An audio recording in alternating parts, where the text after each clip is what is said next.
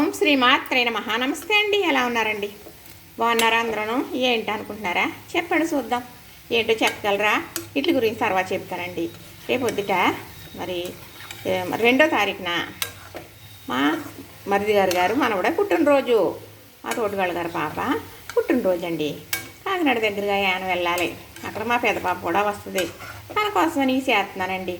చక్కగా ఈ బూరెలు చేస్తున్నాను. ఏం బూరెలు అండి అంటున్నారా? ఏమన్నా అర్థమైతే చెప్పేయండి. మరి చక్కగా ఇగో దేవేశానండి. ఏగిపోయి కదా చక్కగా ఈ చల్లారిన తర్వాత మరి పార్సిల్ చేసుకోవటమేనండి. చేసేసుకుని పట్టుకెళ్ళి ఇచ్చేస్తానండి. అంతే, ఇంకెంతకన్నా పని ఏమీ లేదు. చూసారు కదా, ఇలాంటి స్వీట్ అండి చేసుకోవటం చాలా కష్టమే కానండి చేసుకున్నాం అనుకోండి, ఒక వారం 10 రోజులు ఇంట్లో స్వీట్ ఉంటుందండి. తినగలిగే స్వీటు. కొన్న స్వీట్లు అన్నీ తినలేం కదండి, అవునంటారా? 2 చేసుకున్నాం అనుకోండి, తిన్నామనుకోండి, 2 నోట్లో పెట్టుకుంటే ఇంకొకటి తినబుద్ధి అవ్వదు కదా.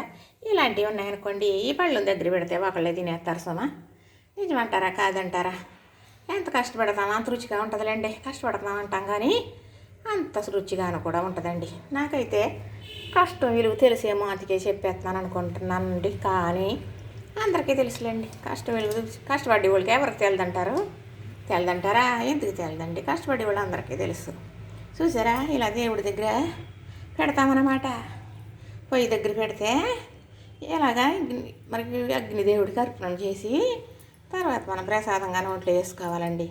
చల్లారిగా తింటే చాలా బాగుంటాయిలేండి. మరి చూసారా, ఈ బూరెలు ఏంటో అర్థమవుతుందా? చాలా బాగున్నాయి కదా. ఏంటో చెప్పేయండి. మరి మీరు చెప్తారులేండి, చాలామంది చెప్తారు. మనం కూడా అలాగే చెప్పారండి కొంతమంది. చూసారు కదా, నచ్చింది కదా, లైక్ చేయండి, షేర్ చేయండి, సబ్స్క్రైబ్ కూడా చేసేయండి.